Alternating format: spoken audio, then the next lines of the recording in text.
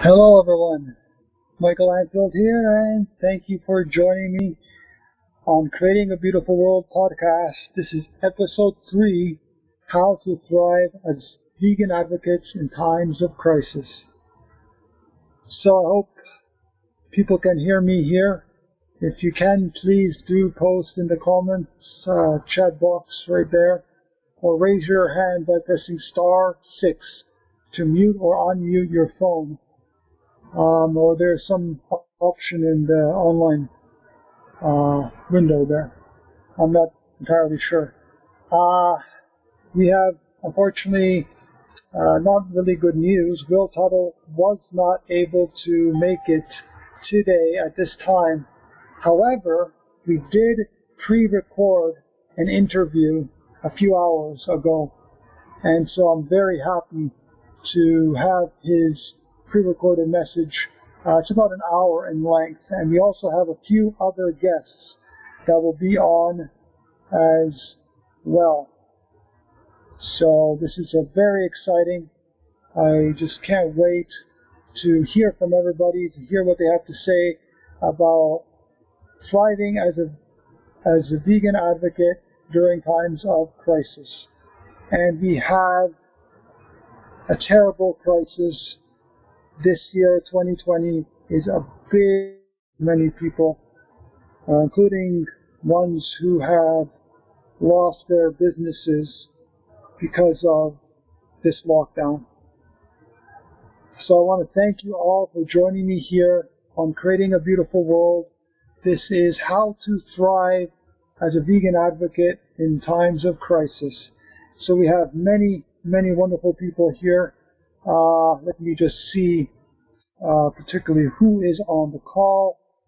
And we should be having Sailesh Rao on the call, as well as Judy Carmen is on the call, and a few others. I just want to let everyone know that the sponsor for this video and all my work is through the gracious support of Evolution Diet Pet Food.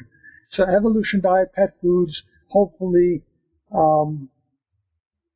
Eric and Lynn Wiseman will be on the call. I see Sailesh is here. Thank you for being here, everyone.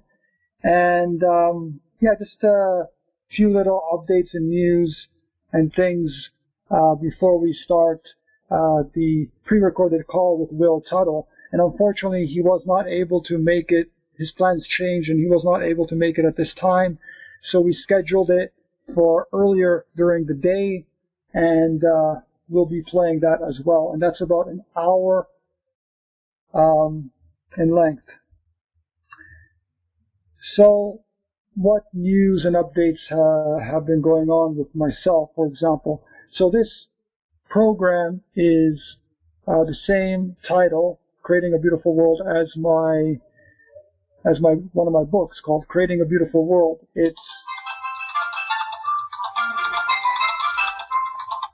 I am very sorry for that interruption there. 1 second there. I'm very sorry for that interruption. I just turned off my phone here.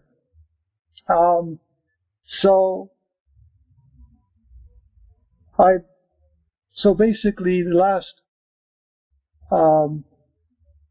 few months have been really difficult for many people because of this corona.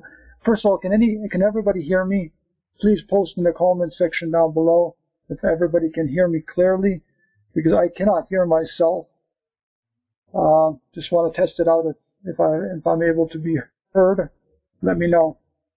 You can press *6 on your phone, or just type in the chat box there. Okay. So anyways, this podcast is Creating a Beautiful World, and it's the title of my newest book called Creating a Beautiful World. And I wanted to talk, and I hope you guys, all of you can hear me, because it's like raining here, and the insulation, the soundproofing of the housing is not very good in Costa Rica. So I'm here, and okay, thank you, Judy. If you can hear me? Okay. So anyways, so basically the new book, Creating a Beautiful World, just came out this year, and I have a Spanish version of that book, which is incredible. It goes into the idea of Eden fruitarianism and why we have to strive not just to be vegan, but to walk further on our path until we get to Eden fruitarianism, which is really an ethical extension of veganism, which really respects all life, including plants as well, and understanding that fruit is the food that virtually causes little to no harm. And so, yeah, that is the book that I released called Creating a Beautiful World, and it's the updated version of my book, How to Create the Perfect Vegan Life, from 2017. I've also released another short audiobook called The Journey to Awakening, and that is with music by Moby, and it's a short, almost 30-minute audiobook, and it's going to be available very soon within a month or two through Amazon and Audible. So that will be available very shortly. Right now it's available on bandcamp.com. People will be able to listen to that and to purchase it. So if you want to become a sponsor, if you want to help me continue my work, do so by, all the links will be actually down below. This audio, video broadcast will be actually uploaded within the next few days to YouTube. My YouTube channel, just search my name, Michael Lanfield, and you'll find it there. It seems like, one second here. Just give me a moment here. This is kind of a new thing for me. But thank you all for joining me. There's right now 5 people on the call. Okay, so anyways, if you want to support my work and continue me sharing veganism to the world and continue me doing these podcasts, because I want to do these podcasts regularly as many as I can. So every 2 weeks, hopefully I'll be doing this podcast. If you want to be featured live on this podcast, give me a shout. info@weareinterconnected.com, or just go to weareinterconnected.com. Again, once this is posted on YouTube, all the information will be down below in the description. So that will be that. So you can sponsor me one time or monthly donation would be really appreciated. And this podcast, as well as all my work, is sponsored by Evolution Diet Pet Food. So if you have a dog or cat, or any animal for that matter, and you are thinking of, is it ethical to be feeding my companion animals vegan? I have a chapter, I'm not going to go into it in this podcast, but I have a chapter in my book called Return to the Gentle Sea for the Love That Lives in Everyone, which was released last year. And basically, that goes into the idea of why we shouldn't be owning pets, why we shouldn't be having pets, if possible, to re-release them back into nature. And I also have information there about backyard egg production, about consuming fish and aquatic animals, and also about honey and bee products, and all the questions that people might have, even though they may be vegan, or they may be thinking of going vegan. So that is a pretty good book. It also talks about how we can thrive as vegan advocates, how we can earn some extra income, a living, being a vegan advocate. So what can we do? And this is precisely what this topic today is about, is how to thrive as a vegan advocate in a time of crisis. What can we do to earn more money in this period? Also, how and what and why, and all the questions about this pandemic. Is it real? Is it not real? What's it having the effect on the environment, the effect on our health, the effect on our families and relationships, and also the effect that it has on the relationship of all life, as we are, scientific term is entanglement or entangled, but as we are interconnected with all life on this earth. So I'm just going to talk a little bit about my thoughts and feelings on this whole pandemic situation, and then we're going to talk a little bit to Eric or Lynn Wiseman if they're on the call. We're going to talk to them as well about their product that they have come up with about 30 years ago. It's the first ever vegan pet food anywhere in the world. And it's the most complete and the most nutritious food basically for any animal, because there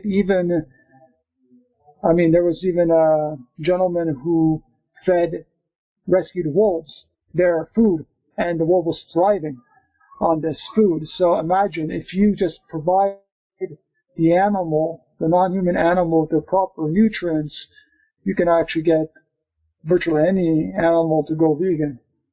So, and because that's also a very controversial topic, and if Lynn or Eric is on the call, I'm not sure what your number is, but if you want to unmute yourself, you can press *6, and you can speak about evolution diet pet food, if you're on or not.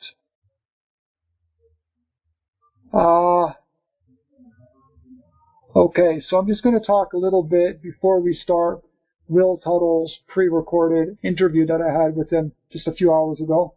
I will talk a little bit about my thoughts on the whole situation and the pandemic. Okay, so there's so much that I can say on this, and I really don't want to go on for too long because Will Tuttle's interview is about an hour, and I actually shortened a bit. So there's a lot that I could say, but I'm going to get the good people on this call to say what they have to say, because I've already talked a lot about this issue, about the pandemic and about the mask and about so many different issues pertaining to this in my YouTube videos. So if you want to check out my YouTube channel, you can definitely do that. Just search Michael Lanfield on YouTube. You'll find my channel right there. It has all the videos. It has almost 900 videos and over about 6 million views, or actually over 6 million views on the channel. So I'm so thankful to everyone who has made it possible for me to be able to share this message to the world full time. So it's only with people like yourself and sponsors that are able to support my work that I'm able to help others. And I really implore everyone to, if you can, to help individuals or grassroots organizations to further promote the message, which is really about veganism, deep veganism, and love and compassion for all life on this earth. So if we can support people, individuals, especially individuals that are doing their best to share this message to the world, please do so. And I thank you again for being here, everybody. So just a short information about this pandemic that's going on. It's really getting redundant, especially with all the back and forth arguing over the mask situation. And the way I see things is that no matter if this whole thing is happening, if it's true or not, or if it is totally a hoax, or if there is some truth to it. So put all that aside, okay? Put all that aside. Let's just say whatever's happening is happening, okay? We can't really do anything about it. The only thing that we can really do is to focus on what we really need to focus on, which is really sharing veganism with others. I think that's the main thing. Another thing is to focus on also talking to people a little bit about this pandemic and actually how we really don't know what's going on. We can't really say that there is a pandemic or not, because there's so many conflicting theories and ideas and opinions on this matter, which we will talk about with the guests on the call, including Sailesh Rao on the call. So there's so much confusion that I tend to get the answers from within myself. That's the only thing we can do, is trust and cultivate our intuition, and doing that through meditation and prayer. And we're going to be talking to Judy Carmen a little bit about that, as she is part of the Circle Prayer for Animals that is going on every day around 12 noon around the world. Her about that. We'll talk to her a little bit about her new book, so that'll be later, right after Will's interview.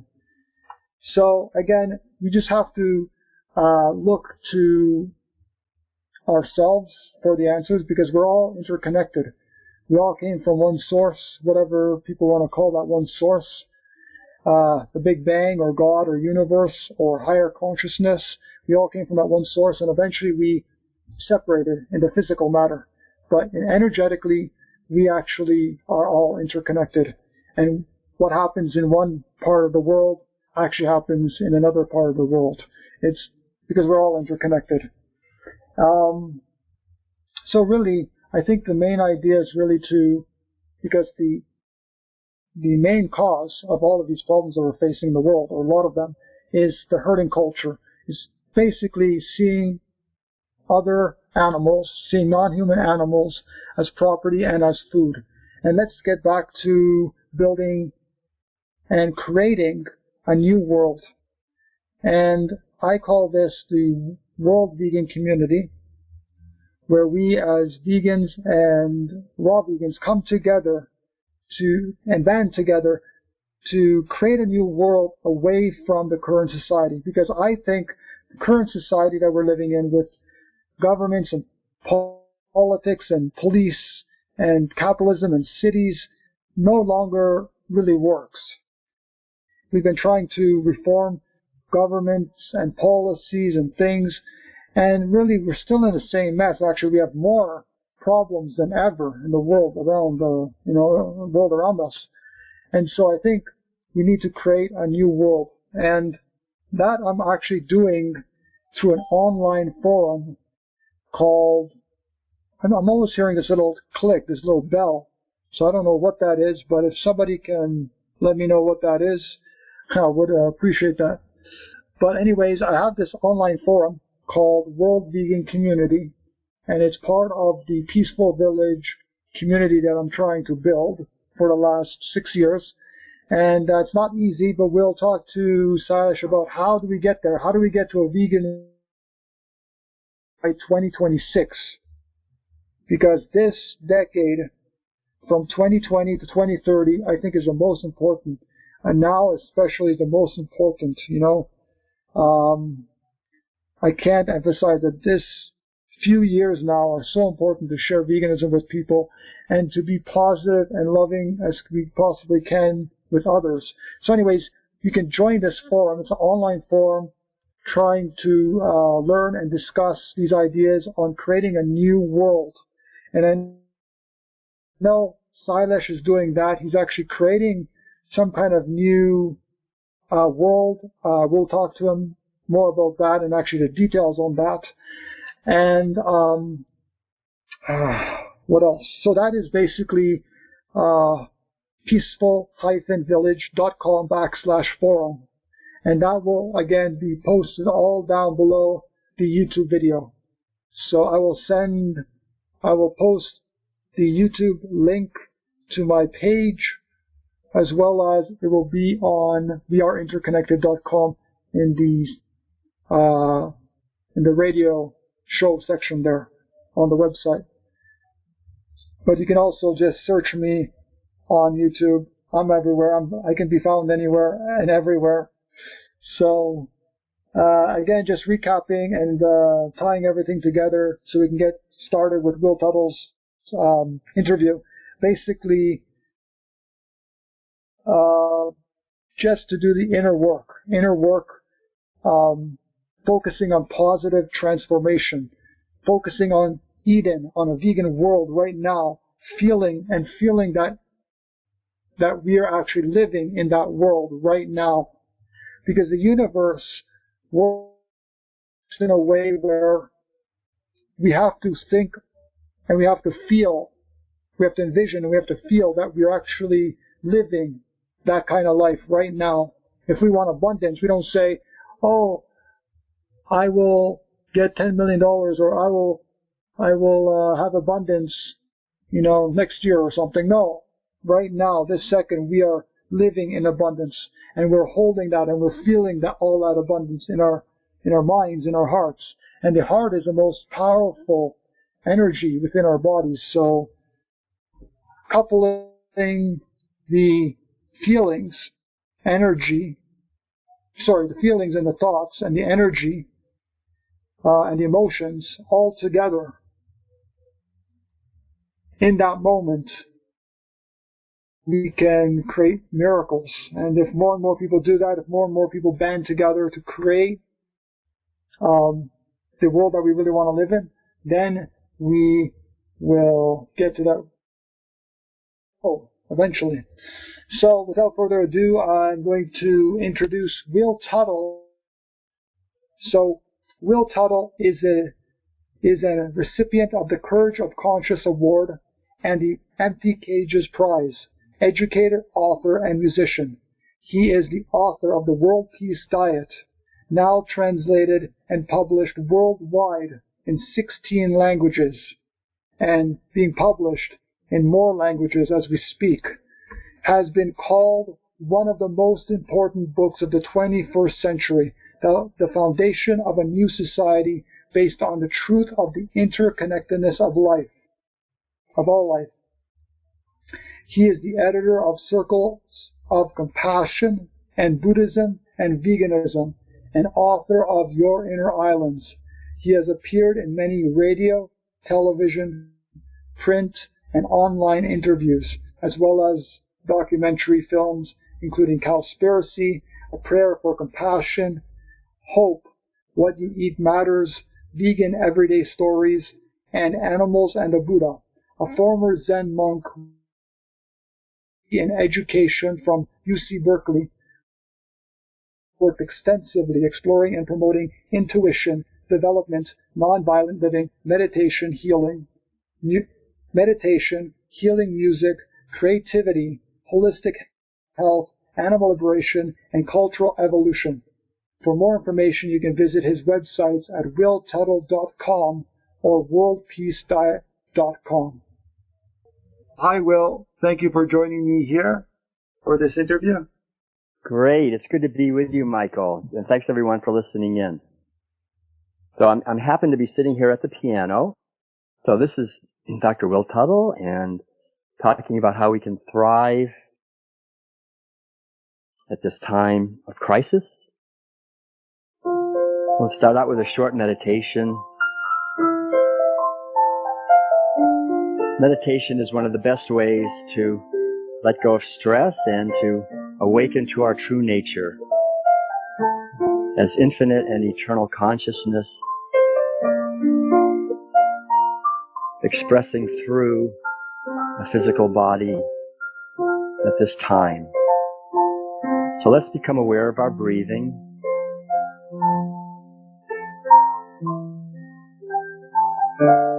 And with every exhalation, we let go of any thoughts of the past, letting go of any thoughts of the future, and allowing ourselves to enter more deeply into this present moment. The only holy moment is right now. Breathing and abiding in our true home, which is this moment. The past and the future are not real in this moment. And in this moment, we open our hearts to a natural feeling of gratitude. And we give thanks for this precious opportunity of a human life on this beautiful and abundant earth. We give thanks for all of the beauty in our life of birds, trees and plants, animals, friends and neighbors, the sky and the stars, the sun and the moon and the ocean, the rivers and lakes. We give thanks to knowing that we are only here for a brief time, and we're here to grow in wisdom, to grow in compassion, to grow in joy and creativity and awareness, and to contribute, to help bring healing to our world, to be a voice for those who have no voice.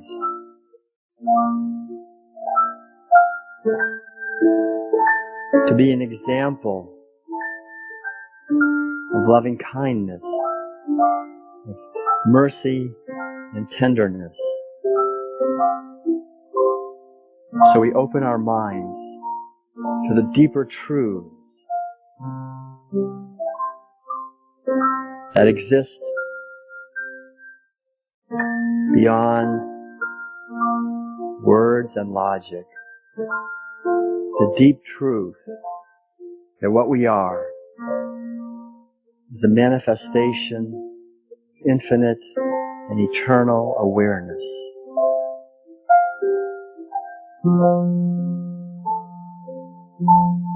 And that we have a purpose for this lifetime. We have a unique calling,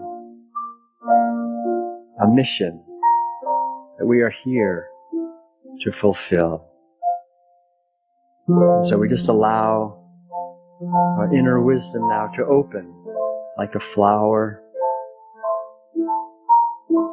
as we open to a deeper understanding of our purpose here as a vehicle of light.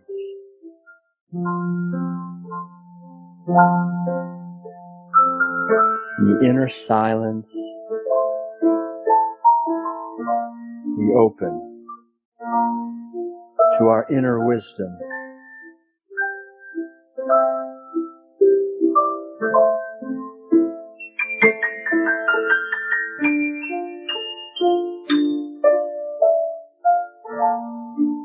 And we know that the light that shines at the heart of the universe is shining right now in our hearts, bringing wisdom, joy, and freedom and healing into every dimension of our physical body, into every dimension of our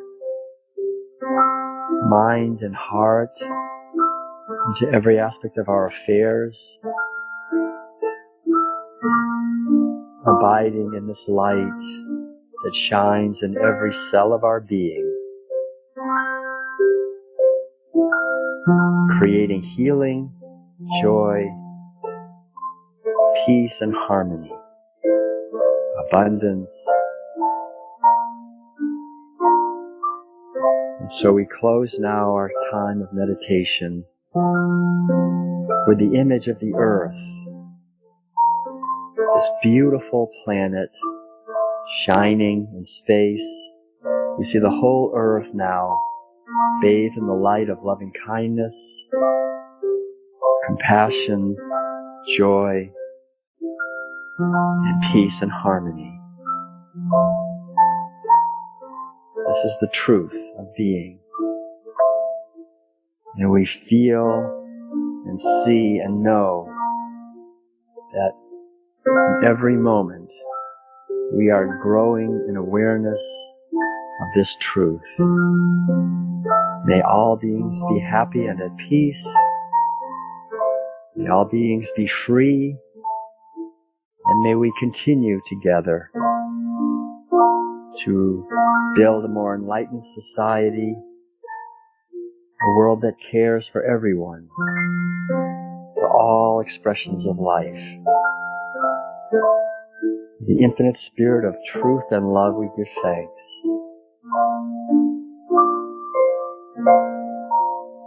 And so it is.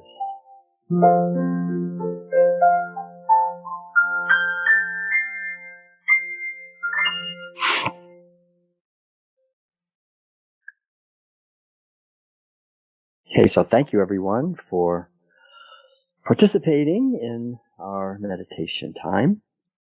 And I'm happy to talk a little bit about the ideas that our dear friend Michael Lanfield, who's coordinating this whole thing, would like us to talk about. And that is how we can thrive. Am I right, Michael? How we can thrive during this time? Yeah, it's basically how can we thrive, Will Tuttle. And by the way, that meditation was incredible. Thank you for that. Thank you. How we can thrive as vegans and vegan advocates in a time of crisis. So as you know, we are in this crisis. We've been in this dilemma that we've been in since about March. And so I feel that a lot of people would like to know, how can we thrive as vegans in all aspects of our lives? Financially, spiritually, mentally, physically. How can we thrive? So you have the whole floor, about half an hour, 45 minutes maybe. So okay, well, I'll say I can share a few ideas. And I'm going to mute myself, so go ahead. Okay. All right, thanks.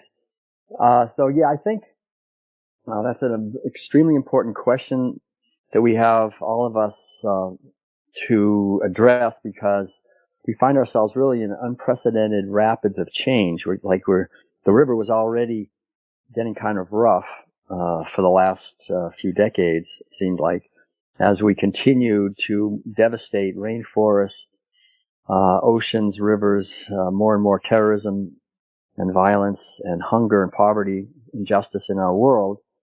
And so entering into 2020, we find, on top of all that, we've got this pandemic, which is causing lockdowns, massive financial pressures on people, social pressures, and is causing a huge transfer of wealth from the lower classes, middle classes, even the upper classes, into the super wealthy elite.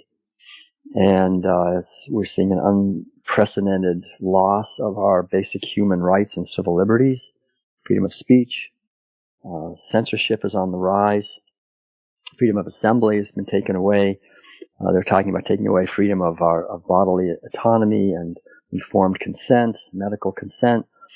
So this is something I've been actually warning about for 30 years or more, probably 40 years. In the World Peace Diet, we talk about the basic truth that governs really, I think, everything on this plane of existence that we find ourselves, which is the law that whatever seeds we sow, we are going to reap.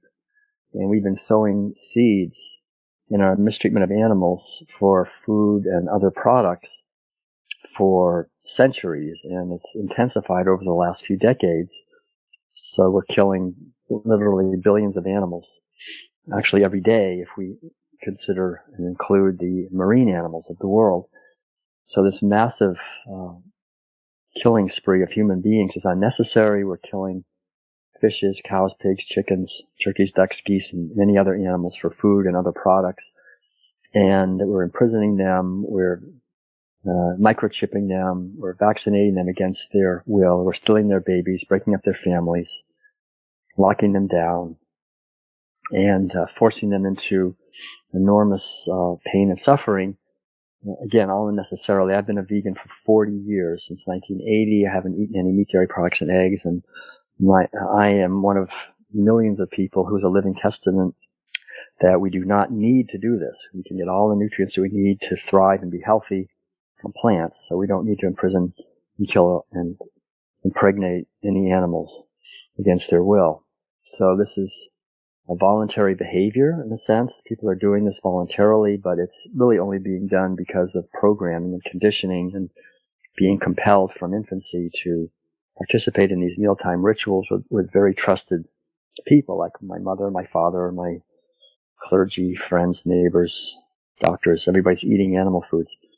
So number one, most important thing, if you're engaging in that in any way, please cease and desist. That's the root cause of this crisis that we're facing. The pandemic is just the latest sort of pimple on the surface of this massive disease of violence and misery that we're causing unnecessarily. We could easily thrive in a healthy, harmonious, happy way on this beautiful and abundant earth. We could allow habitat to be restored. Rainforests could come back. Oceans could come back. Rivers, lakes, streams, aquifers could all be healthy. The atmosphere, climate, everything. It's all being attacked brutally by animal agriculture and by the attitudes underlying animal agriculture. So the most important thing is to begin and continue with the healing process of this activity of animal agriculture and the mentality of materialism which underlies animal agriculture. So this is the key thing, is to let go of materialism, let go of this idea that life is in matter. This is a huge delusion. It's a fundamental mistake of our society. We have entered into a period of unprecedented ignorance. I think indigenous cultures understood intuitively that there's a deeper dimension to life, and they honored that, the spirit of all life, the spirit within every being. And when we honor that spirit, then we have a sense of respect for ourselves, for other humans, for all expressions of life. But after 10,000 years of buying and selling animals by the pound, reducing them to just cement and rocks, the status of just matter, and seeing life as in matter, we have done the same thing to ourselves, and we're lost in delusion. And we think of ourselves as being just a thing, an object that was born and will die, and a fundamentally separate self at odds with nature, with other people. We have to compete with them to get enough food, to get enough money, to get enough attention, to get enough praise, so that we can survive. And somehow this narrative of animal agriculture, of reducing us to just machines that want to procreate, pass on our genes to future generations, extremely delusionary and violent to us at the deepest levels. As children being born into this kind of a mentality, we see the effects of it. And what it's led to, of course, is a medical industry, pharmaceutical industry that exploits not only animals for vivisection, horrible suffering and brutality and cruelty to these animals, but also for products, for food and clothing and everything else. But the pharmaceutical model of disease being caused by material things like bacteria and viruses, again, is a delusion.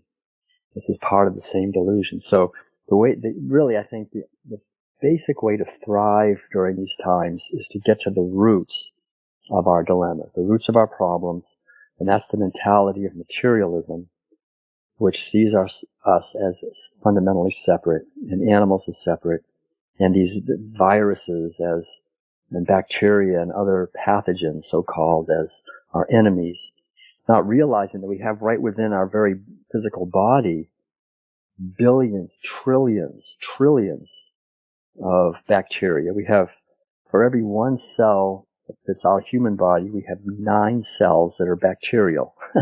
There's 10 times, basically 9 times as many. They're 90%, we're 10%. And when it comes to genetic information in our body, the genetic information in our cells is 1%. And viruses and bacteria are 99% of the genetic information in our bodies. And so viruses and bacteria are not our enemies. If they left our bodies, we would die instantly. We're completely interconnected with all forms of life, including the microscopic level. So this underlying fear, the pandemic is nothing but a fear-based pandemic. And so when we have this kind of rampant fear going, scaring us about these microscopic particles, that they can harm us, and putting on masks and social distancing and trying to stay away from each other and not trusting each other. I mean, all of that is based on a materialistic model that has worked very well, to enslave animals, right? I mean, we can kill billions of animals every day for food and other products, and they don't have a chance. We just completely overpowered them with superior technology. And of course, we're sowing those seeds as individuals when we buy and eat animal foods. And so what we're seeing happening is the same thing, essentially. Yeah. Can I interrupt you for a moment? Sure. Just an off question here. There's many scientists and doctors that are saying contradictory things about this pandemic.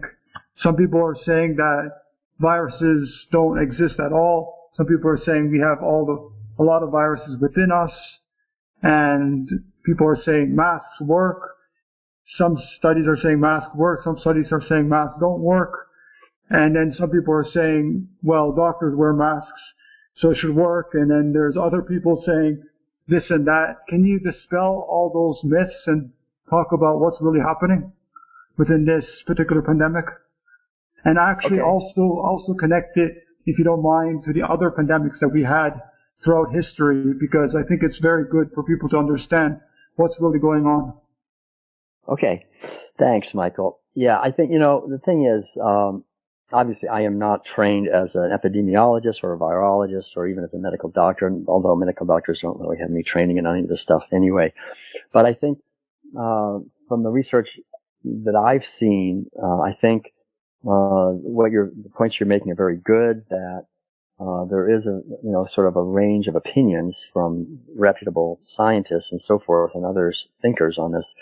And what resonates personally with me is the research that's put out by people like Dr. Zach Bush and there's other people, Dr. Andrew Kaufman, the idea that we have cells that are basically endowed with enormous amounts of intelligence. One of the things that I always talked about, so interesting, is that a typical cell in our body, and again, we have trillions of cells, each cell is more complex than New York City, right, or than a major city.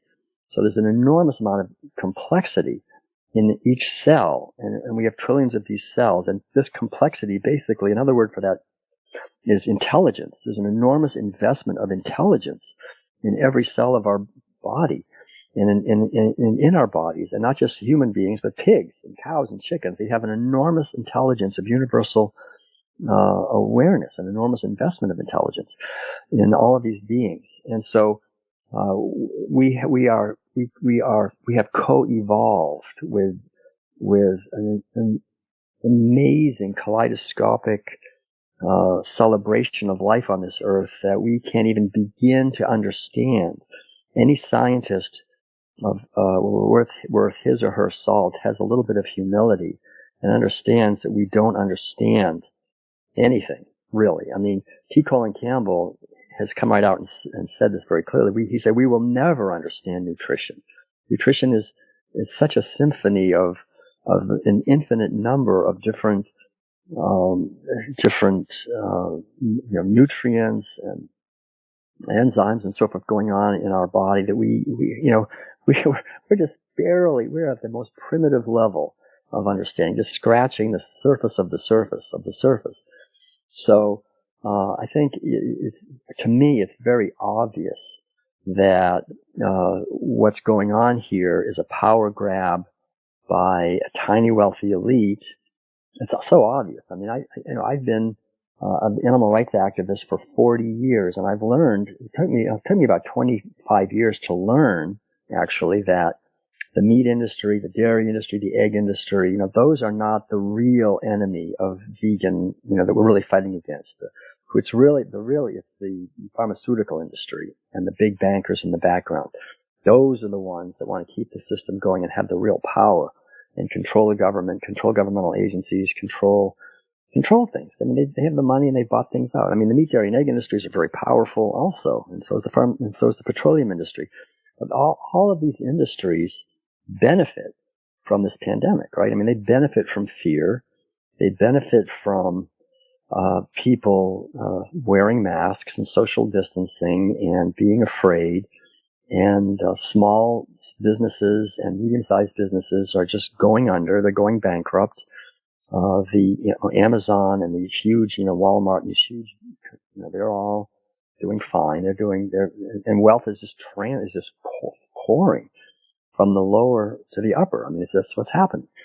So the same forces completely control the mainstream media and the story, the narrative that everybody is being told.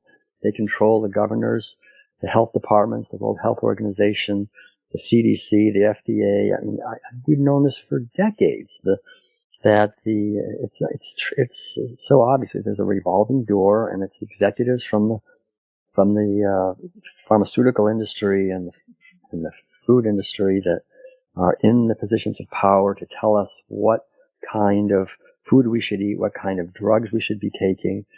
I've never taken any drugs. I haven't had television for 50 years.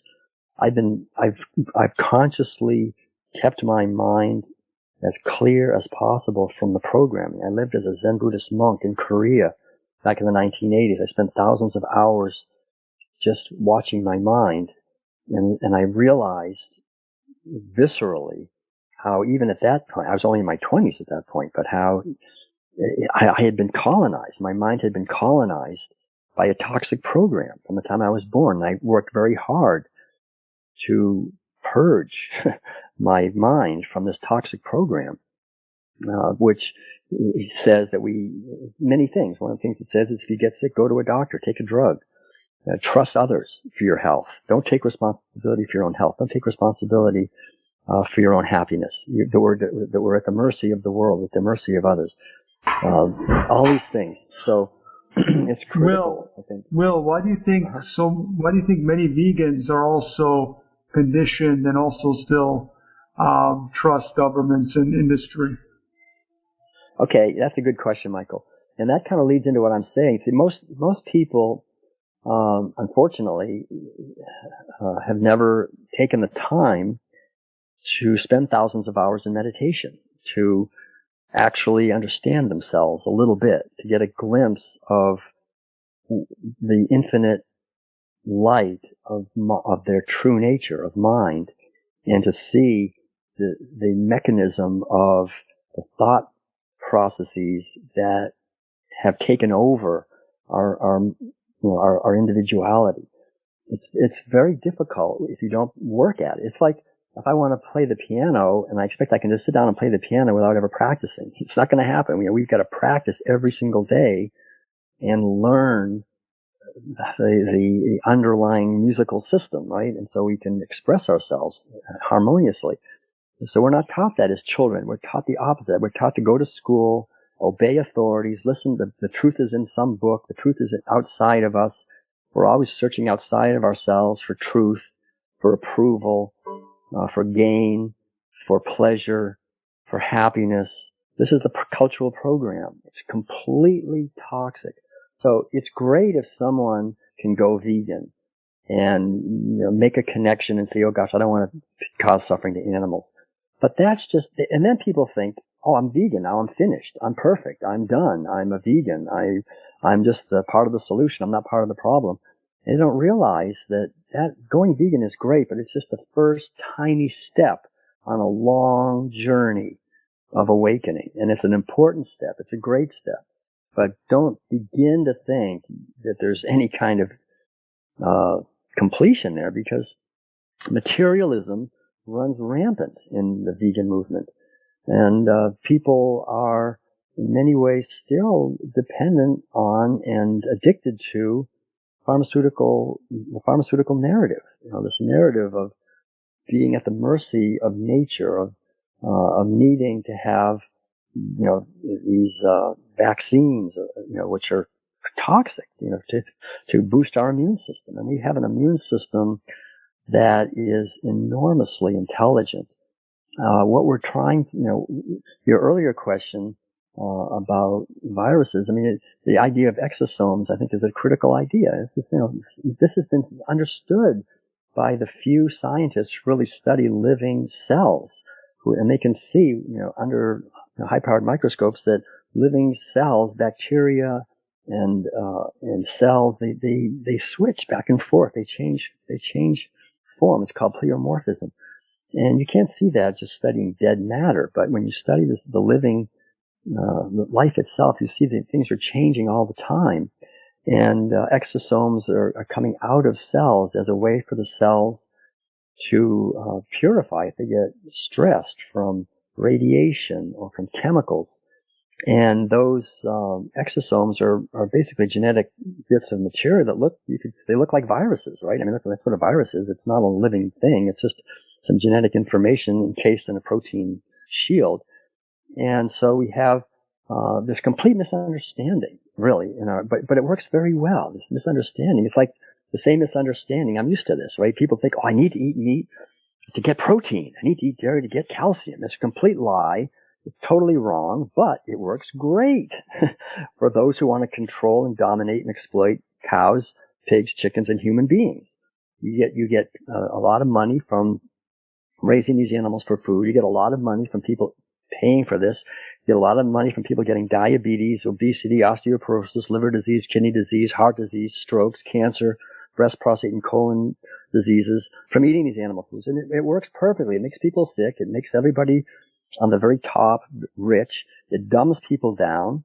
That's the main problem with this whole thing with materialism, is it dumbs people down. And Will, you think that this whole virus pandemic is caused by animal agriculture, like the herding culture, or do you think it's a deeper underlying problem with the cabal, with the industry? Well, I think they're inseparable, really. Animal agriculture is the foundation. 10,000 years ago, as I discussed in the World Peace Diet, for the very first time, we started owning animals as property for food, wild sheep, goats, and then wild cows. That led to the arising for the first time on planet Earth of a wealthy elite class, and we've had that with us ever since. Well, because when you have animal agriculture, you have this hierarchy, in mental hierarchy being created of we're superior to animals, we can dominate and exploit them. So if you do that for a few thousand years, pretty soon you've got it gets played out in human society, and we have this wealthy elite class of kings, they're called, rulers, and they basically create slavery as part of the system. They create war. As I say in the World Peace Diet, the first word for war is gavya, the ancient Sanskrit word that means the desire for more cows.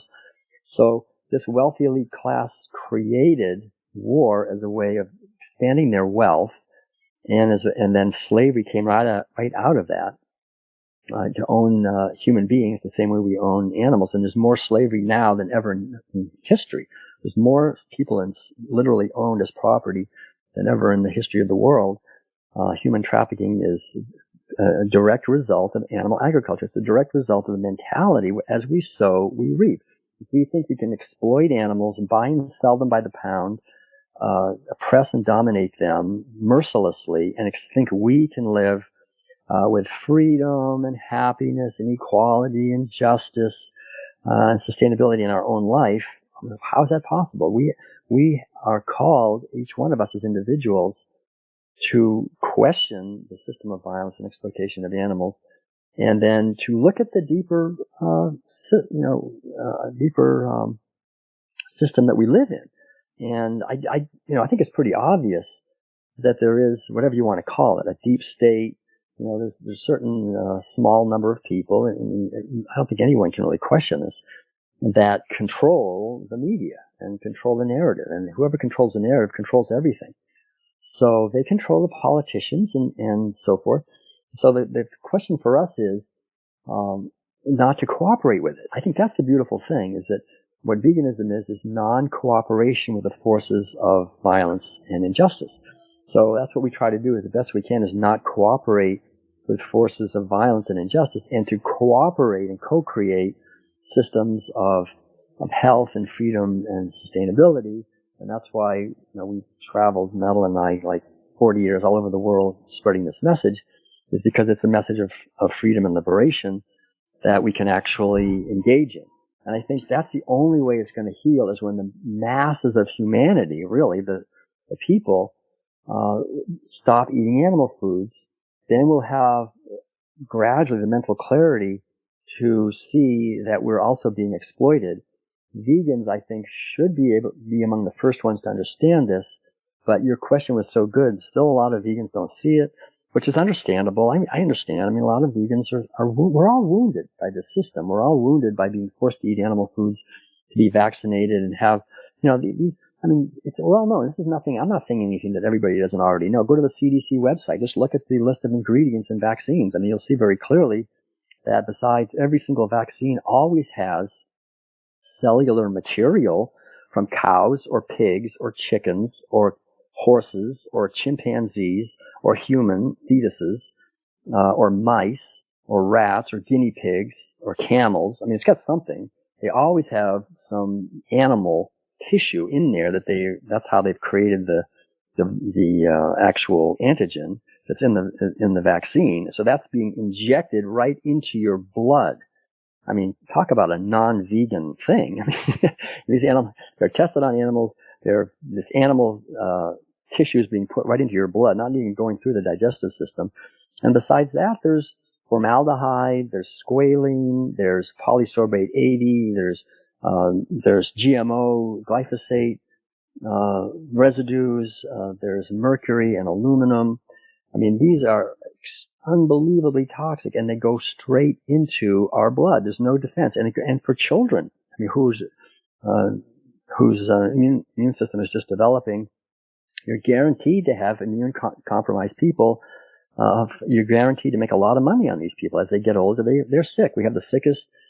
This is well known. You can't argue this. I mean, when I was a kid, the percentage of people that had chronic disease was less than 10%. It was something like around 6 or 7%. Now it's 54%, have chronic disease. Young people have chronic disease. Of course they do. You put all these toxins into the bodies of people from the time they're little kids, through vaccines and through toxic food and water and air and all these other things. So the cells are working very hard to purify these exosomes, or what come out, and they look like viruses. So of course the CDC, it's well known. This has happened over and over again. Whenever there's anywhere in the world where there's a terrible pollution, toxic spill of some kind, causing people to be sick, they have a special team from the CDC that goes to these places and tries to blame it on a virus. If you can blame it on a virus, then, oh gosh, then we can even make money. We don't have to clean up our pollution. We can keep polluting and making people sick, and we can say it's a virus, and we can give them even more pollution. We can, put some more toxic chemicals right into their blood. That's what they do. And that's what's been happening, and it's happening. This is all happening. And the only reason we don't see it is because we're so programmed by our society and unable to even see that we shouldn't be eating animal foods. I mean, that's the most obvious thing. That's the biggest hoax there is that we need to kill animals to get protein, or kill cows to get calcium. And we can get calcium and protein from plants in a much healthier way. Right. And we can build a natural immunity ourselves. And we have a natural immunity. The fact is that it's compromised by the toxins in our environment that are unleashed by these chemical industries, pharmaceutical industries, petroleum industries, and the big bankers lurking in the background who make huge money from all of this and really and own the shares of all the stock of all these companies. So there's a financial cabal really in the background that is the super rich. And what can we do? There's no reason to feel defeated. There's no reason to feel upset or anything. I mean, just understand this is how it is. And everybody's wounded by it, but what can I do, right? And it's a beautiful thing. You just wake up in the morning and see this beautiful earth, and say, I can do the best I can today to learn, grow, understand, and be a blessing in the world, to try to share kindness and compassion to animals, to human beings. For the brief time I'm on this earth, we're all here for just a few decades. This whole system's been going for thousands of years. We're born into it. It's got a huge momentum. And they've controlled, the government and the economy and the media for, thousands of years. So, we're seeing, I think, a great awakening. We really are seeing an awakening happening. And I think, in some cases, some ways, we could be at the cusp of a wonderful transformation, of awareness and health if we as human beings can practice meditation, which is simply being quiet and listening. It's simply taking time every day. I take an hour, at least every morning, and just sit quietly and listen and be in the present moment. And when the mind wants to go somewhere, just watch the mind and then come back and become aware that what you are is the witness. You're watching. What we are is each one of us is the witness to our life. We're living our life, for sure, but we're the witness of it. We're watching. It's just this physical body is not our true nature. As long as we think we're just this body, as long as we reduce ourselves to, I'm this height, this weight, this age, this gender, this race, this sex, this, and this history that I have, my story. And I went through this and I had that and I like this and I don't like that. That's a prison. We have to realize we are the infinite eternal consciousness that is experiencing all this, and so is everybody else. And so when we address it to other people, try to see that in them. Try to see the beauty that they are, the eternal being that they are, beyond whatever outer shape or form they have, whatever it is. That's simply the passing show. And see that in cows and pigs and chickens. See it in all beings. Then we can't harm them. Then we love them. We want to work to help let them be free and express themselves. That's the natural thing. But again, we're all wounded by being forced to compete in a school system, in religious systems that judge and condemn us, and economic systems that force us to compete with each other and struggle and fight. All of this is based on the delusion, and we can only heal it when we heal it in our own consciousness first. And it's a beautiful opportunity that we have now, because I think now it's becoming really obvious what's actually happening if we have the eyes to see and if we have the ears to hear. Right. I'm aware of it. Right. Well, I have a few more just closing questions. Okay. First of all, how does 5G tie into all of this? Well, yeah, that's unfortunately seems to be a reality that, from everything I can tell from my research, is potentially devastating in the sense that it bathes everyone in a very high-powered electromagnetic field. 5G is much higher energy and waveforms even than what we're using now, 4G, fourth generation. And there's also a big push to put literally thousands of satellites in space. So not only will there be literally millions of antennas, because the short wavelength of 5G requires a lot more antennas, and since it doesn't go through walls very well, so the idea is to just roll out millions of antennas, one for every few houses all over the world, and then to also have a whole web of radiation from coming from satellites. This will allow driverless cars, for example. It'll allow smart appliances that can order your vegan burgers for you, from the refrigerator without you ever having to do it. I mean, it's stuff that nobody wants. But the whole idea is, I think, behind 5G again is a microchipped population that's easily controllable, who is tracked, and no one can spend any money or get any money without being part of a system, and so it makes everyone very easily controllable, which is, of course, the same system that we have installed. Judy Carmen unfortunately had to leave, and I'm wondering if Judy Carmen is on the line still. But I'm wondering if Judy Carmen is on the call. Yeah, so just to let everybody know, this event Okay, you got to be going. Okay, Sailesh, I'm just wondering if you have a chance to speak a little bit on the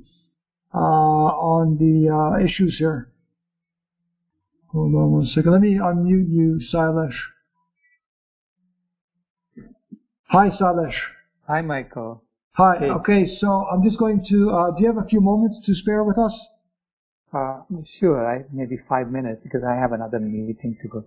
Okay, sure. I'm just going to introduce you, and then you can talk a little bit about what's happening with your work, the 2026 vision, vegan vision, and a little bit about the whole how can we thrive as vegan advocates in this pandemic. So, Dr. Sailesh Rao has over 3 decades of professional experience and the founder and executive director of Climate Healers, which is a nonprofit dedicated towards healing the Earth's climate.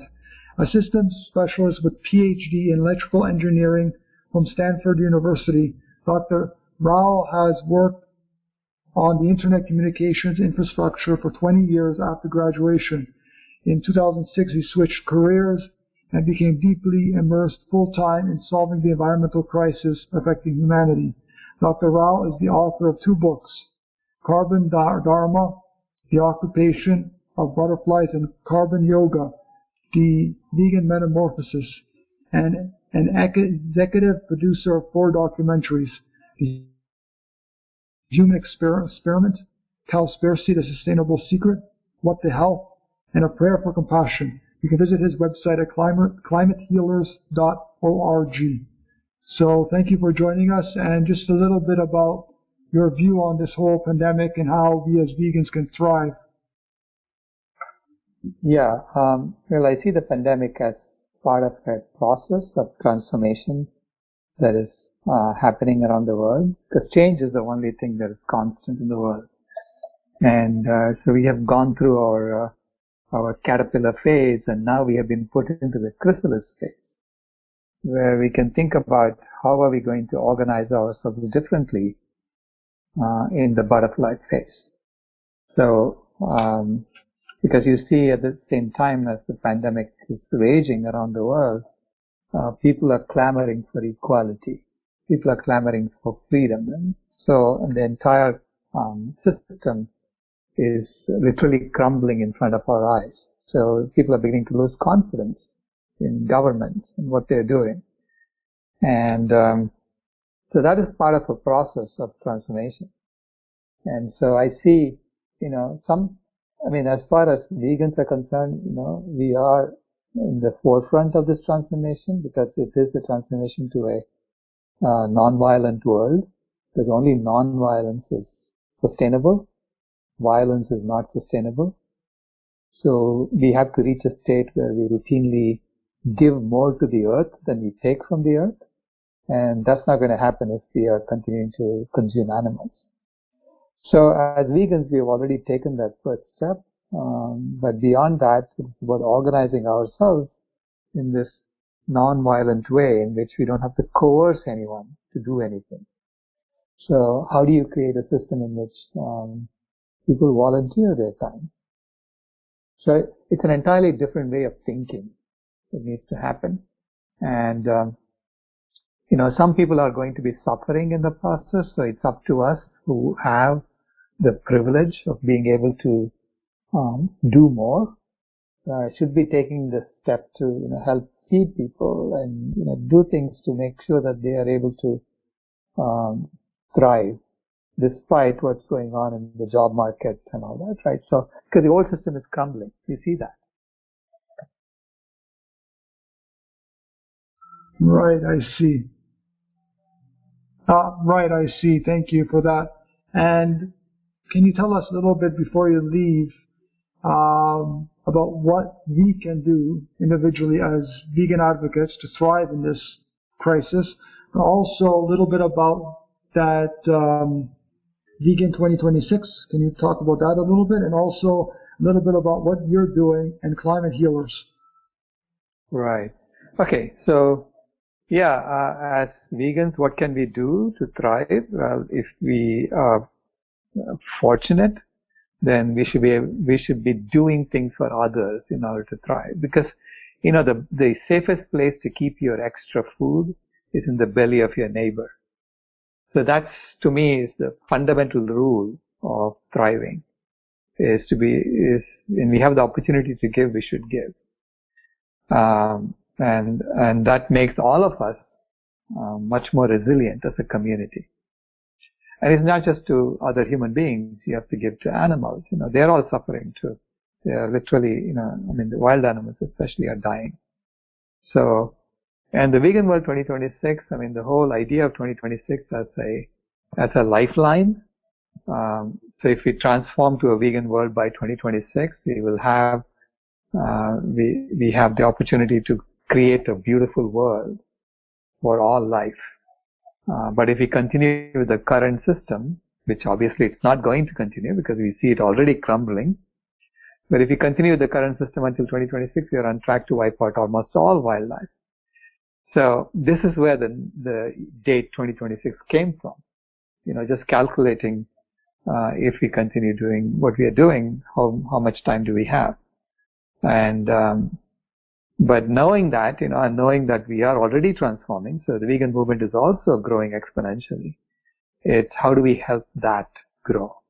How do we tell the new story in which people feel like, feel secure, and they feel like they're part of something much larger than themselves, and they're part of this transformation, and then they're contributing towards that transformation, right? So it's about telling a different story that helps people see that that's possible. In fact, if you know how fast the vegan movement is growing, you'll see that if you just maintain the rate of growth, you will have a vegan world by 2026. Because between 2014 and 2017, the number of vegans in the US increased by a factor of 7. So at that rate of growth, this is exactly like the COVID-19, any kind of infection is an exponential process. So is the vegan movement. It's an exponential process, right? So it's up to each one of us to help our circles see that, and then help them reach that state where they're healthy themselves, so that they are fundamentally immune to these viruses because they are healthier. Yeah. Right. And what are the details? Can you explain of the 2026? How are we going to get to a vegan world by 2026? Is it just a natural process? It's a natural process, but simultaneously we are part of the natural process. So we are acting, to help that natural process evolve. So to do that, we need to create new ways of organizing ourselves. We need to create new ways of distributing food, of growing food. We have to create new ways of measuring our impact on the planet and making sure that we are within limits. So, because right now we really don't have a good way of doing that. We basically have a single unit called currency that, pictures of pieces of paper with pictures of dead people on it. And using that, we are organizing ourselves, and that clearly is not going to continue because we know exactly where that is headed. So we have to create new ways of organizing ourselves, right? So that we can measure our impact accurately and make sure that we are within limits.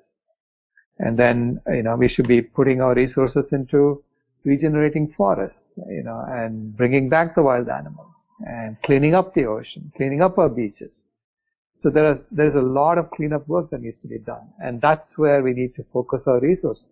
When I say resources, I mean our time and our energy, as human beings should be spent on that, and not on creating new instruments for investment and things like that, which is, completely useless in the current environment. Right. So before you leave, because I know you got to leave very quickly now, but before you leave, just a few last minute things about what you're doing and climate healers. Yeah, so climate healers, we have a program where we incubate new ideas and help people bring that to fruition. So, for instance, the Interfaith Vegan Coalition is part of our group, and they're actually, doing the compassionate living circles, and they're organizing themselves within our incubator.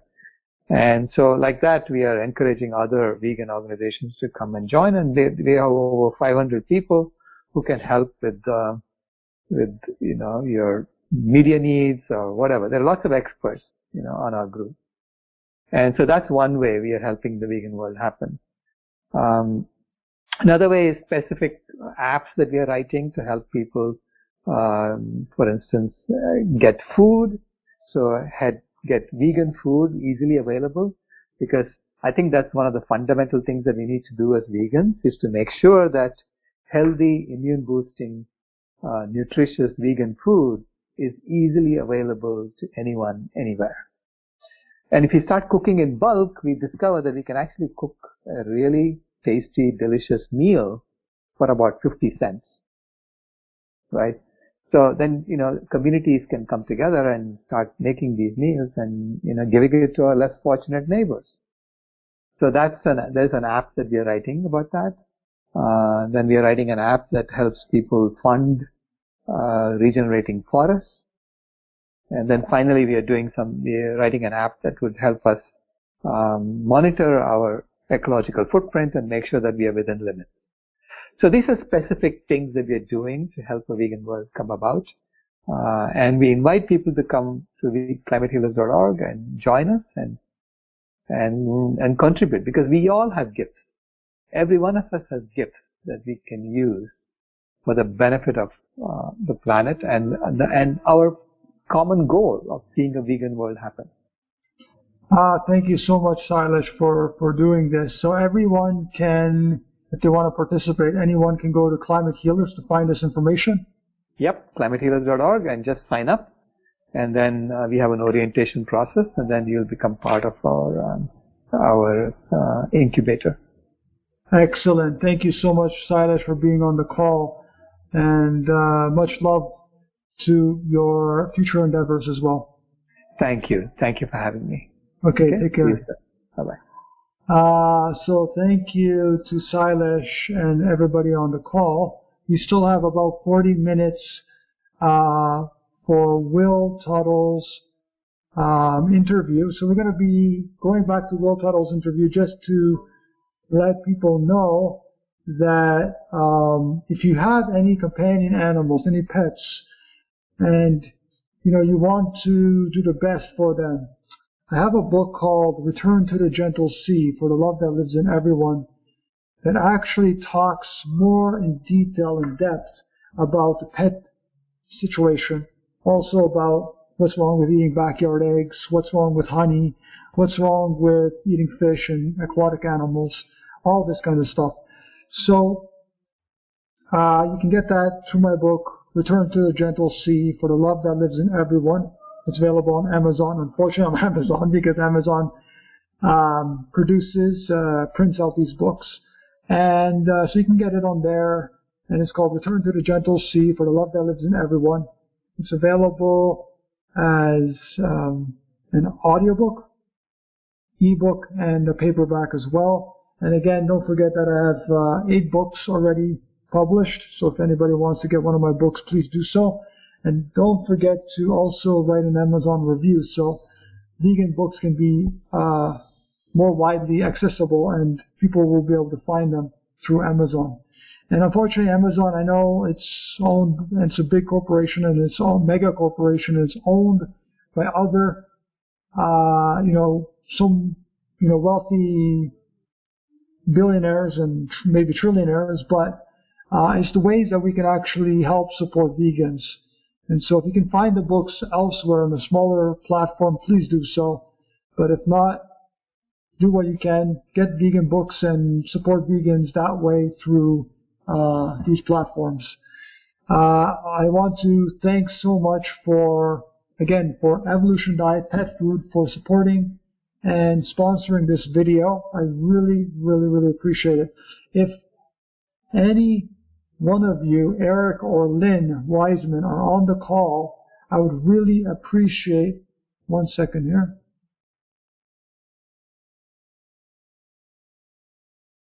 Okay, so now you can unmute yourself if you press *6. If because there's a wireless caller that I don't know if it's Eric or Lynn. So if you're on the call, please press *6 to unmute yourself to talk a little bit about evolution diet, pet food. If not, we'll go back to Will's interview. Lynn, Eric. Okay. That's fine. If Judy is on the call as well. Judy? No, I think she left. Okay. We'll have Judy back on the call in another time, but she wrote a wonderful book called, Homo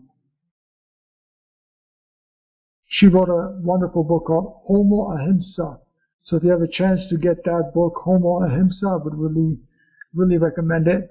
It teaches us not only why we should be vegans and why we should strive to get away from being Homo sapiens to Homo Ahimsa, but it's like a very positive message of how when we focus on positive transformation and the positive vision in our minds, we can actually transform the world into a benevolent one. So I'm going to get back to because I know I talk a lot, I'm going to get back to the interview with Will Tuttle. And after, if anyone has any questions, we can definitely get into that. On factory farms, I mean, all these animals are tracked. They don't go wandering off the reservation. You know, the cows and pigs and chickens stay where they are. They're hyper confined. They're mutilated when we want to mutilate them, and then we kill them when we want to kill them, and we impregnate them when we want to impregnate them. And so, again, if we're going to sow those seeds millions of times over, we can't expect we're going to avoid that fate ourselves. So 5G is just the way that this system would be able to track everyone economically and physically, and it's something that I think we should definitely question. We don't need it. We should be going the other direction. We should be getting away from electromagnetic radiation, which our body is like an antenna. It's very sensitive to radiation. I mean, I've been aware of it my entire life. I could never go a day without jumping in water. I could feel it. I was on the road living for 3 years in a Volkswagen bus. If I drove for an hour in a Volkswagen bus, there's an energy field even in an old Volkswagen bus. I mean, can you imagine the energy field in a modern car? All these computer systems and everything. You know, it's terrible. And I had to get out and jump in a river, jump in a lake, you know, and then water, luckily, will just kind of, just cleanse that. That's why still today, every day I take a swim. You know, every day, it's important to connect with nature. One of the best things you can do, you know, to thrive, because I wanted to mention that, a few keys for thriving. Let me just give a couple of just at the end here for thriving. I can list maybe 7 things. I'll just say, if we can do these things, this will be really important and really helpful. Number 1, meditate every day.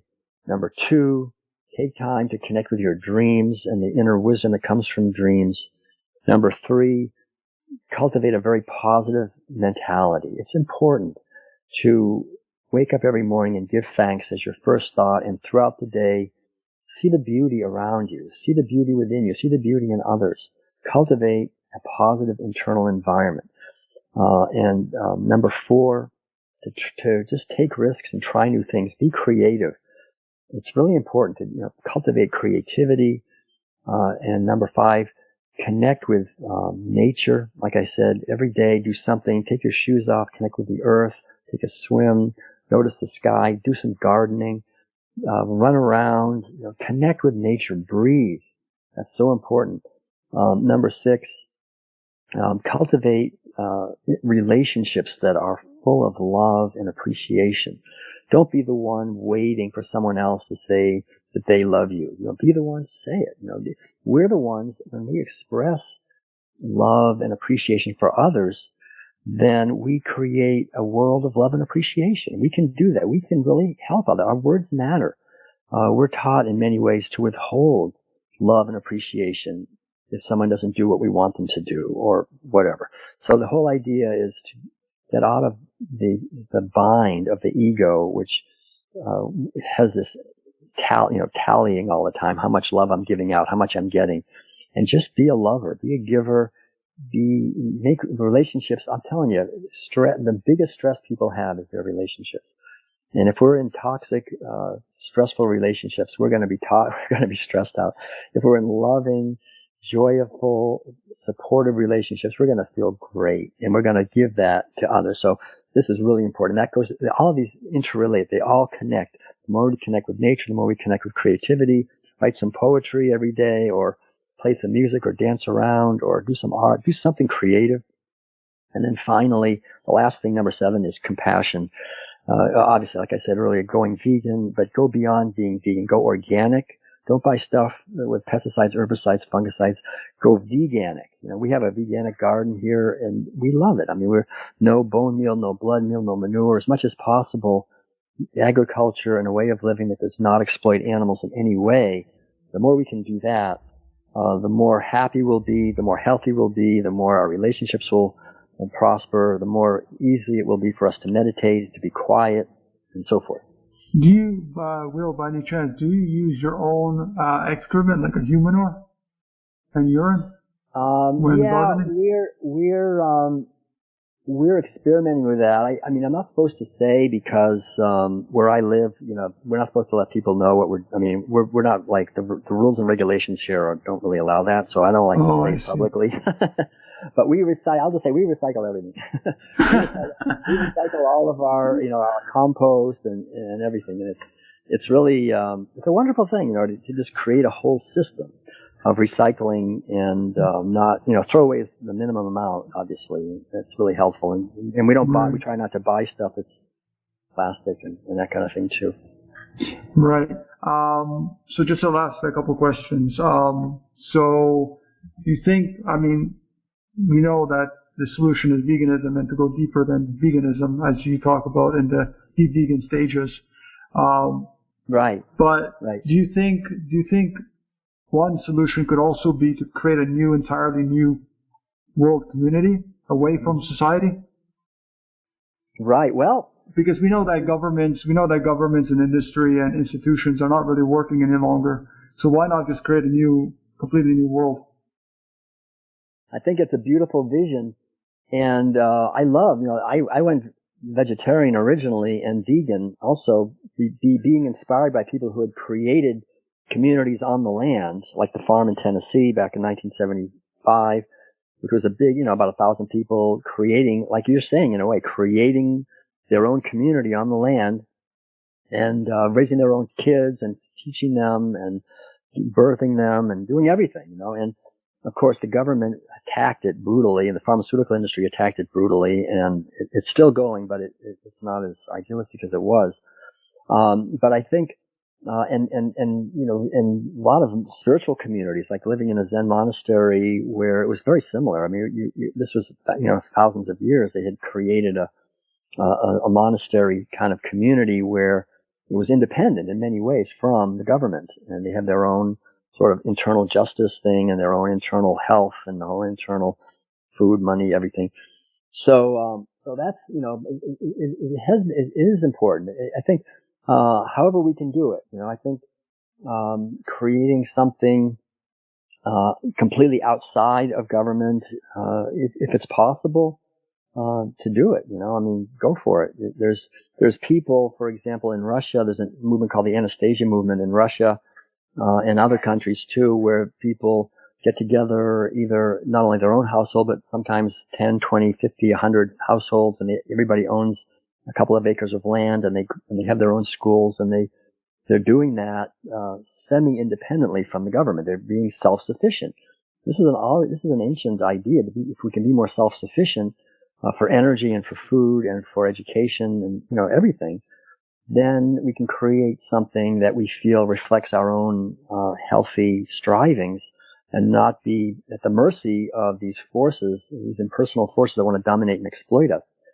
So I think it's a great idea. Anything you can do to create an alternative, and then maybe network those, because this other system is corrupt and it's crumbling in many ways. And I think it's important not to get caught up in it, if possible, not to be crushed as it falls down, to find ways to do that.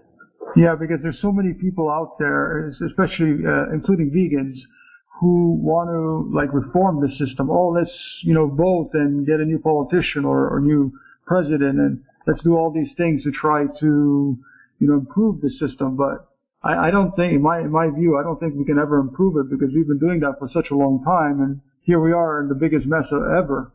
So, as vegans and vegan advocates or animal rights activists, what else can we do to thrive, particularly with our finances? How else can we thrive in this time? Because a lot of people are even committing their lives, like they're committing suicide. They're taking their lives. They're unfortunately have to close their businesses, and there are a lot of people that are just, there's really horrendous amount of suffering out there. So what can we do individually to share this message with the world, pertaining to the pandemic, but also veganism, and also how can we thrive financially? Wow, yeah, good. Those are really good questions. I think you're right. I mean, what this pandemic is essentially, it's an economic thing. They're basically squeezing everyone economically, and the drug thing, the virus is just a cover for that. It's basically an economic way to squeeze people. And you're right, it's causing an awful lot of suicide, drug addiction, alcoholism, spousal abuse, child abuse, imprisonment, mental institution. I mean, so it's very hard whenever there's unemployment and these kind of financial stresses. People are going to be out on the streets. I mean, millions upon millions of people in the next few months because they can't pay the rent anymore. Probably. I mean, that's unfortunate.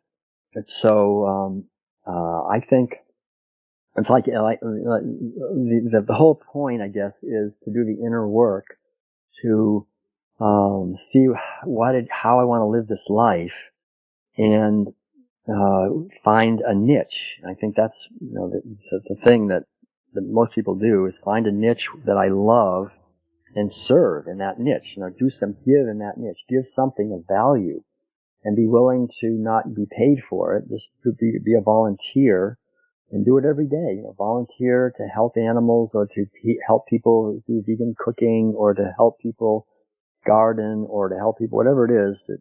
Just be involved, being a volunteer. That's kind of what I did. I mean, I just was playing the piano for different things and didn't want to get paid, but gradually I started getting paid and different things. Madeline, we used to buy people's cards, and then Madeline started making cards, and now we sell art cards.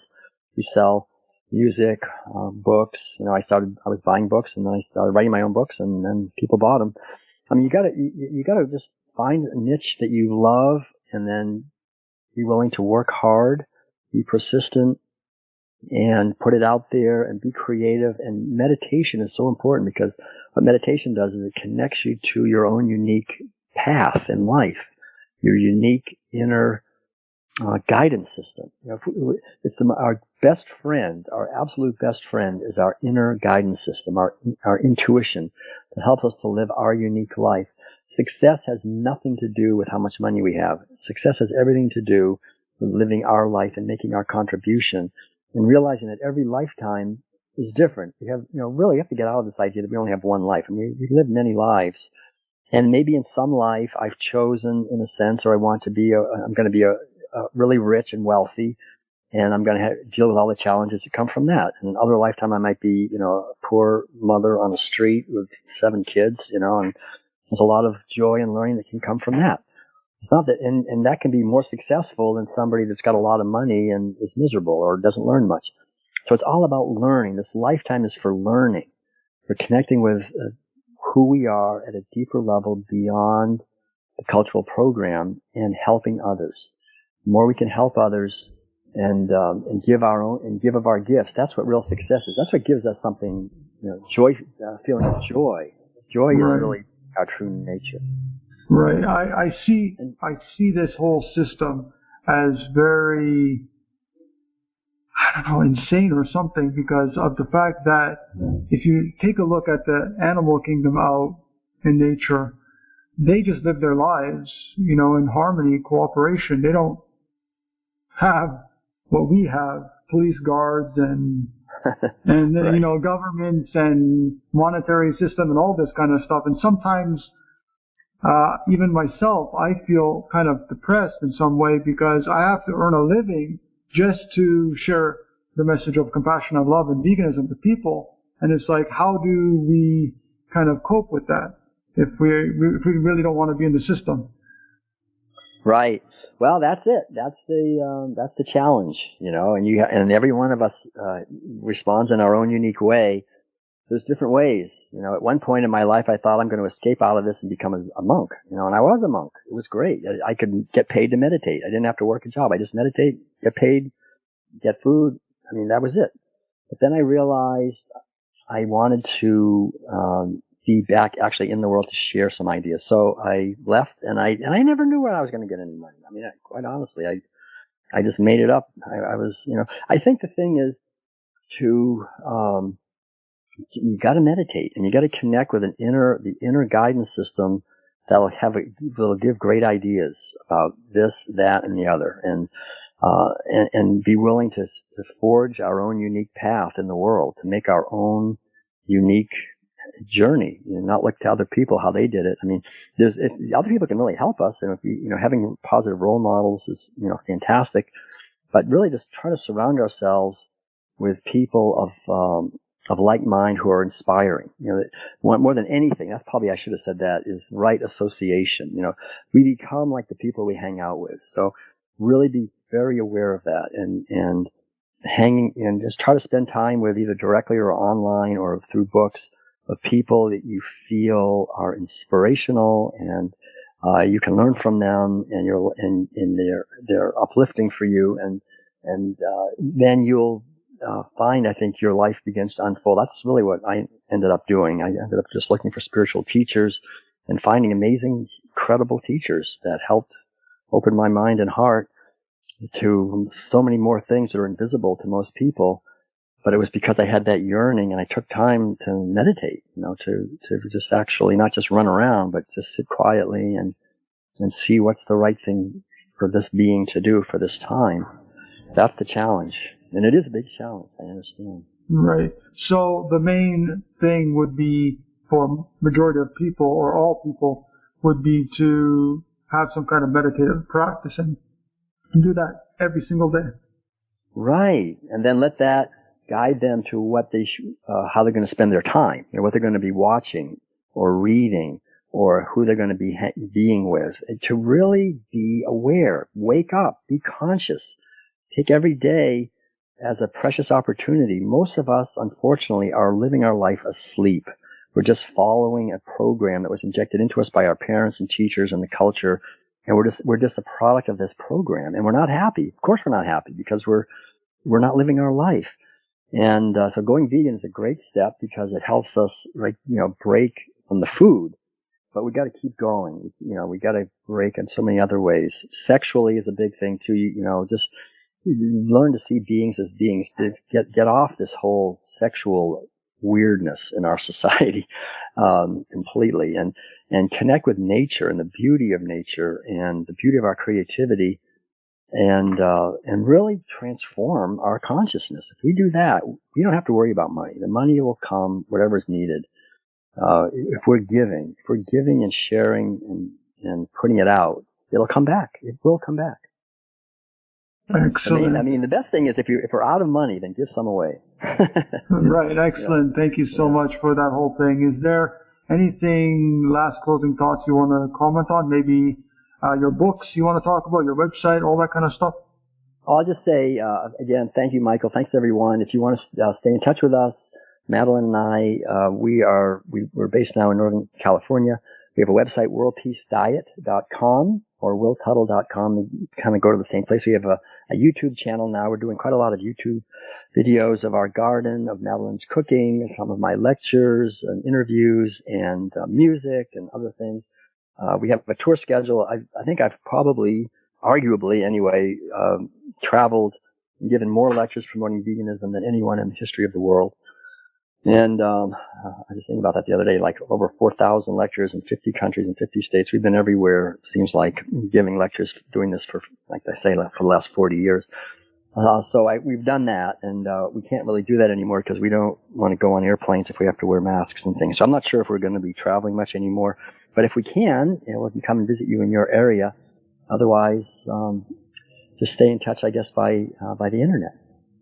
Wow, thank you so much, Will, for being on here, being the shining light, who you are, and for everything that you do. And we really appreciate you because you are the beacon, the father of veganism, as a lot of people say. Your book is the vegan Bible. So thank you so much for all that you do. I always follow you, follow your work. I've read your book several times. And also, last thing, talk about the World Peace Diet Facilitator training for people who might be interested in that. Right. Oh, thanks. Yeah, we do have, if you go to worldpeacediet.com, we have an online training. It's self-paced. It's very reasonably priced. And if you want to just go deeper into these ideas, the ideas in the World Peace Diet, and how we can not only thrive as vegans in a not yet vegan world, but also be effective in our advocacy and really embody what veganism is as ahimsa or nonviolence in our lives, please check it out. And we have every month, on the third Thursday of every month, we have a call like we're having now, a phone call where you can ask me any questions. It's everybody who's gone through the training or who is going through the training. And people who have gone through the training have gone on to do wonderful things, like Michael, and many other people writing books or having animal sanctuaries or blogs or making movies or being coaches and things. So there's lots of ways. It is important, and there's a lot to talk about with how we can also support ourselves financially by doing what we love to do and helping make the world a better place by being a giver. So thank you, Michael. Thank you very much.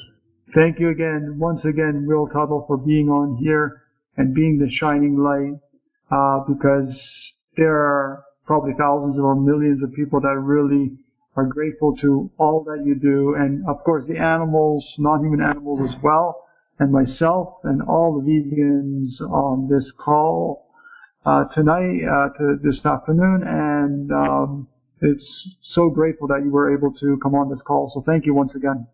Great. Thank you, Michael. Thanks, everyone. Look forward to staying in touch. Thanks. Okay, bye-bye.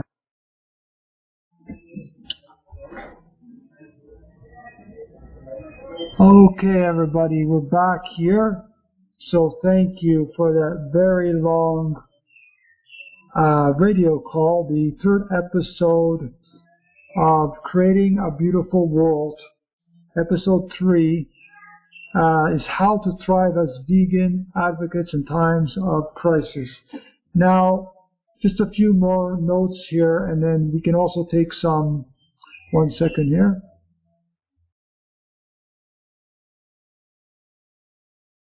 Okay, so if you have any question or anything that you want to ask or anything that you just want to say, this will also be uploaded to YouTube, so the world will be able to hear and to listen to this at any time.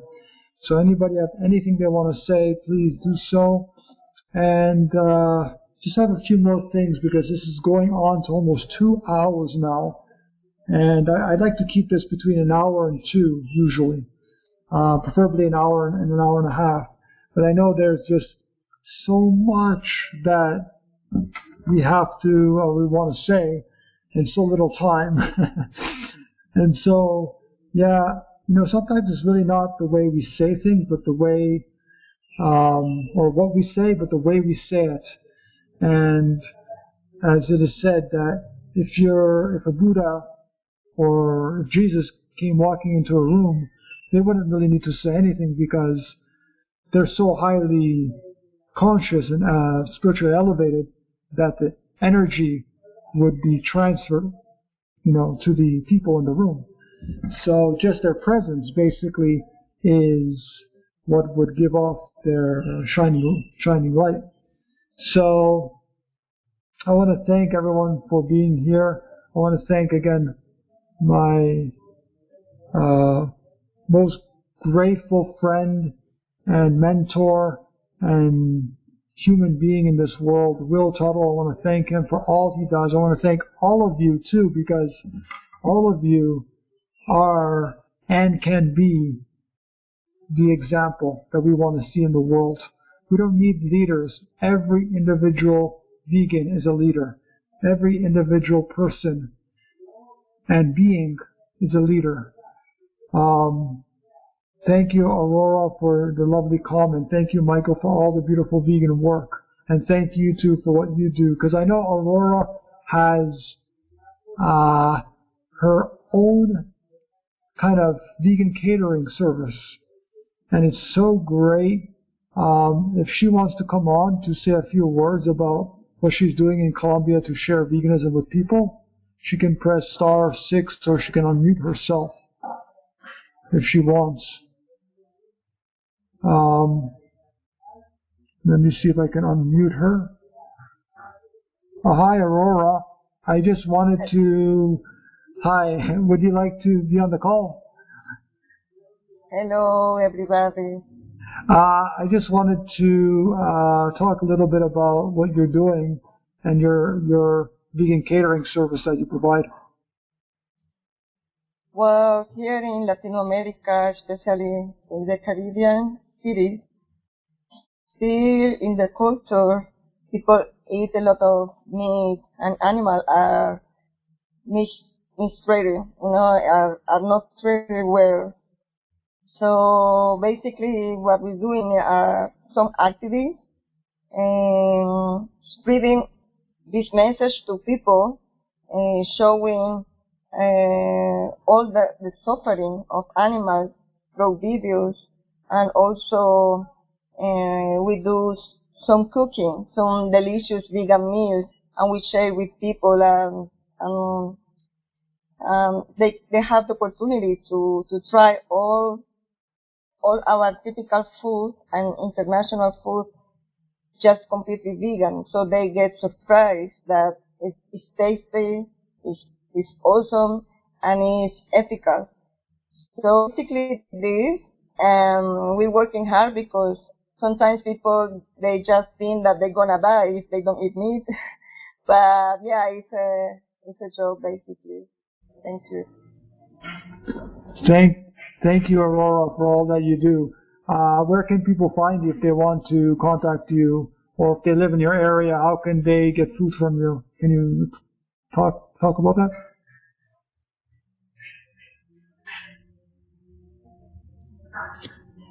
Can you talk about, please? Can you talk about how people can find you? About what? How people can find you. Can you give them your contact information if they want to? Okay, well, I have an Instagram page. It's called Verde Aurora. And basically I have some vegan products, vegan meals there, sometimes some recipes. And also my own Facebook, Aurora Ananda. And still I don't have this beautiful page as you have for this kind of radio shows. Still I'm not too good with technology, I'm learning. So basically I have just Instagram and Facebook. Okay, thank you so much, Aurora, for what you do, and everybody here for what you do.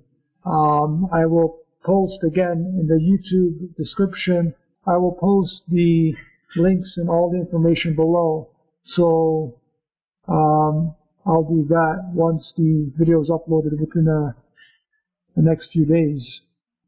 Again, please do support the podcast and the work that I do, and other vegans if you're able to support, vegan advocates, wonderful vegan advocates, please do so. If you want to learn more about these issues in detail, you can get one of my books as well. I have many different books, titles. For example, the first one I've ever written was The Interconnectedness of Life, and The Lost Love was the next one, along with The Journey, which was a short book. And I've gotten amazing reviews through Amazon, 4.5 star or greater. So you can definitely check out my website at weareinterconnected.com. And also, if you want to, again, to support, I have my new Patreon page that is up that you can monthly support my work. So it supports basically, for me, basically doing this work on a full-time basis. And unfortunately now there's someone working construction right next door. So hopefully, won't be too loud. But, I will end this call right now. It's, it's 2 hours actually. And so we're going to actually cut this down because we're going to edit this and we're going to put it on YouTube. And that's really about it. Thank you, everybody. And don't forget, this video and all my work has been sponsored by Evolution Diet Pet Food. It's the first vegan pet food ever to be created in the world. So for any animal, any companion animal, any animal, you can feed them Evolution Diet Pet Food. And you can go to their website at their website is petfoodshop.com. That's petfoodshop.com. Thank you, everyone. Antoinette, thank you. Much love to everybody. And again, within the next few days, it'll be posted on YouTube. Thank you. Much love. Keep sharing the vegan, compassionate message with the world. And I'll see you on the next episode. And the next episode, I believe, will be September 11th. Can you imagine? September 11th. More details will be given. Just go to weareinterconnected.com for all the information. The radio show link will be there. You'll be able to see all the details. The new information will be up there for the next week's show. But it'll basically be every 2 weeks we'll be having this podcast. So once again, thank you so much for being here. Again, keep sharing this message to the world. I can't emphasize how important it is to share the message of veganism with others, to do your best, to be as positive as you can, to see everyone as beautiful manifestations of love. And I'll leave it at that. Take care, everybody. Bye-bye.